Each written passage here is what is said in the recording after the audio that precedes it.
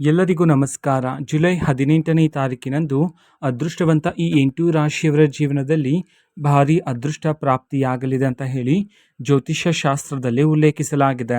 ಹಾಗಿದ್ರೆ ಬನ್ನಿ, ಆ ಅದೃಷ್ಟವಂತ 8 ರಾಶಿಗಳು ಯಾವುದು ಮತ್ತು ಆ ರಾಶಿಗಳಿಗೆ ಸಿಗ್ತಕ್ಕಂಥ ಫಲಗಳೇನು ಅನ್ನೋದನ್ನು ನಾವು ಈ ವಿಡಿಯೋದಲ್ಲಿ ತಿಳ್ಕೊತಾ ಹೋಗೋಣ. ವಿಡಿಯೋವನ್ನು ಸ್ಟಾರ್ಟ್ ಮಾಡ್ತೀನಿ.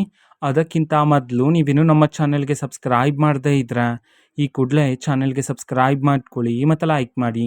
ಬನ್ನಿ, ಈಗ ನಾವು ಮಾಹಿತಿಯನ್ನು ತಿಳ್ಕೊತಾ ಹೋಗೋಣ.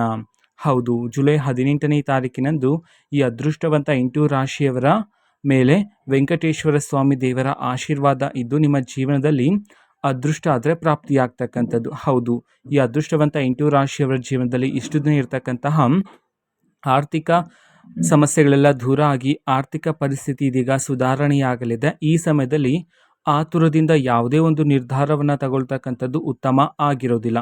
ಅದೇ ರೀತಿ ಅನಗತ್ಯ ಖರ್ಚುಗಳು ಸಹ ಬೇಡ ಆಗಿರುತ್ತೆ. ಹೀಗಾಗಿ ಸ್ವಲ್ಪ ಎಚ್ಚರಿಕೆಯಿಂದ ಇರೋದು ಉತ್ತಮ ಆಗಿರುತ್ತೆ ಹಣಕಾಸಿನ ವಿಚಾರದಲ್ಲಿ.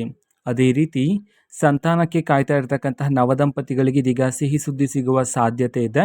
ಸಂತಾನದ ಸಿಹಿ ಸುದ್ದಿಯನ್ನು ನೀವು ಕೇಳ್ತೀರಾ.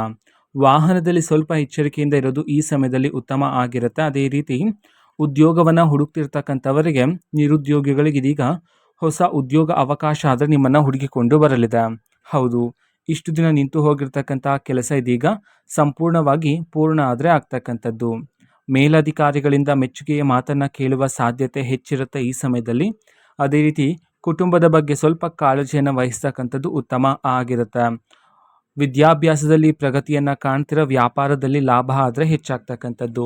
ಇಷ್ಟೆಲ್ಲ ಫಲಗಳನ್ನು ಹೊಂದಿರತಕ್ಕಂತಹ ಆ ಅದೃಷ್ಟವಂತ 8 ರಾಶಿಗಳು ಯಾವುದು ಅಂತ ನೋಡೋದಾದ್ರೆ, ಕಟಕ ರಾಶಿ, ಸಿಂಹ ರಾಶಿ, ವೃಶ್ಚಿಕ ರಾಶಿ, ಮೀನ ರಾಶಿ, ವೃಷಭ ರಾಶಿ, ಧನು ರಾಶಿ, ತುಲಾ ರಾಶಿ, ಕುಂಭ ರಾಶಿ. ಈ ಅದೃಷ್ಟವಂತ 8 ರಾಶಿಯವರ ಜೀವನದಲ್ಲಿ ಜುಲೈ 18ನೇ ತಾರೀಕಿನಂದು ಭಾರಿ ಅದೃಷ್ಟ ಪ್ರಾಪ್ತಿಯಾಗಲಿದೆ ಅಂತ ಹೇಳಿ ಜ್ಯೋತಿಷ್ಯ ಶಾಸ್ತ್ರದಲ್ಲಿ ಉಲ್ಲೇಖಿಸಲಾಗಿದೆ. ಇದೇ ರೀತಿ ಪ್ರತಿದಿನದ ರಾಶಿ ಮಾಹಿತಿಗಳು ನಮ್ಮ ಚಾನಲಲ್ಲಿ ಸಿಗ್ತಿರುತ್ತೆ. ಅದಕ್ಕೋಸ್ಕರ ಚಾನಲ್ಗೆ ಸಬ್ಸ್ಕ್ರೈಬ್ ಮಾಡ್ಕೊಳ್ಳಿ.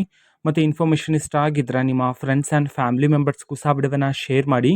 ಜೊತೆಗೆ ಚಾನಲ್ಗೆ ಸಬ್ಸ್ಕ್ರೈಬ್ ಮಾಡಿಕೊಂಡು ಸಪೋರ್ಟ್ ಮಾಡಿ. So thank you, bye.